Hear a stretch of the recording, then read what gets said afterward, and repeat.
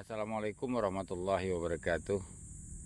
Sabtu 9 September 2023. Hari ini kita bincang-bincang sedikit tentang bab keberhasilan polinisasi atau pernikahan kurma. Ada dua hal yang sangat-sangat perlu kita perhatikan. Yang pertama, jumlah kebutuhan nutrisi si pohon itu tercukupi, ya, sesuai ukuran dan takarannya, umurnya. Yang paling utama itu umurnya, umur si pohon itu. Pohon berumur 1 tahun tidak akan sama jumlah makanannya, jumlah kebutuhannya dengan pohon kurma berumur 2 tahun. Begitu juga dengan tanaman lain sebetulnya. Nah, umpama tanaman kurma kita butuh 17 unsur hara, makro, mikro. Udah kita kasih tuh 17 unsur hara, makro, mikronya, tercukupi, ya kan? Namun jumlahnya, jumlah ini,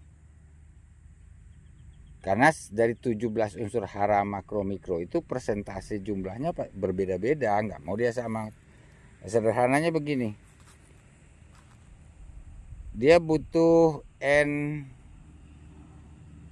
1 kilo,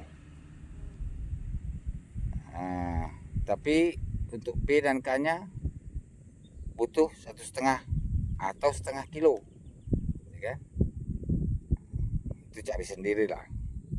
Dia pasti berbeda antara kebutuhan N dan kebutuhan P, kebutuhan K, kebutuhan ME, kebutuhan MG, kebutuhan ZN, dan lain sebagainya. Pokoknya 17 ya. Itu beda-beda persentasenya. Nah, kita sudah kasih tuh 17-nya sudah terpenuhi, cuma persentasenya beda. Persentasenya itu tidak sesuai, gitu kan? Nah, karena tidak sesuai, biasanya tandan yang dikeluarkan ini belengkok-belengkok kayak ular. Nah, ini kalau tidak cepat menangani, tandan yang bengkok-bengkok itu biasanya kejepit oleh pelepah. Nah, ini disesar, dibuang nih pelepahnya, supaya apa? Supaya dia tidak pecah sebelum waktunya.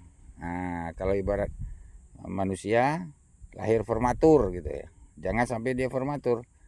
Nah, kalau dia sudah tidak formatur, maka dinikahkan dengan polen yang baik.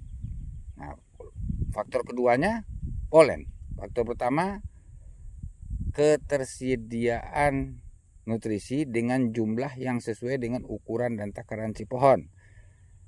Faktor yang kedua adalah polen yang kita gunakan itu adalah polen yang baik.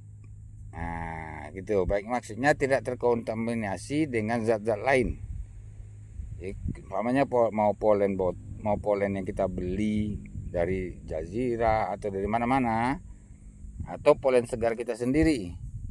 Asal polennya itu tidak terkontaminasi dengan zat-zat yang bakal mematikan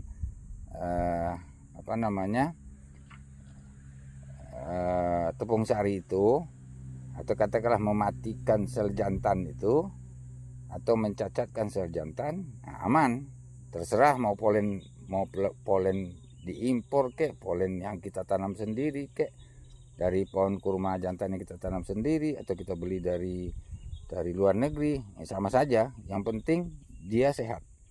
Nah, kalau polennya sehat, terus tandan buah ini pecah sesuai waktunya, tidak prematur, alhamdulillah, insya Allah akan seperti ini. Nah, tidak satu pun yang tidak jadi buahnya di polen tuh, walaupun tandanya bengkok-bengkok kayak ular, ya kan? Itu dia, tetap jadi. Nah, yang paling baik itu nutrisi terserap sempurna oleh si pohon, dia tandannya akan sempurna pula. Nah, ini tambah mantap. Tandannya sempurna, tidak pelengkok-pelengkok, dipolen dengan polen yang baik, yang tidak terkontaminasi dengan zat-zat yang bisa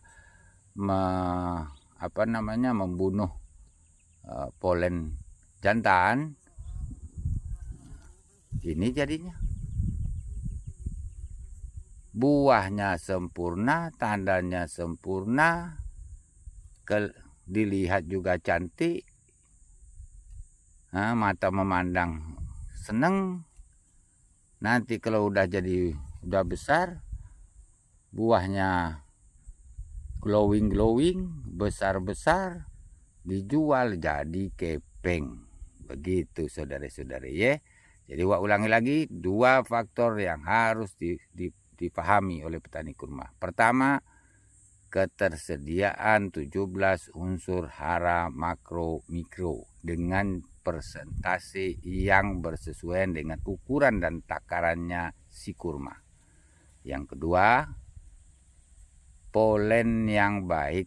Polen yang baik itu adalah polen yang tidak terkontaminasi dengan zat-zat lain saat disimpan atau diambil. Oke, sekian dulu informasi. Assalamualaikum warahmatullahi wabarakatuh. Hehehe.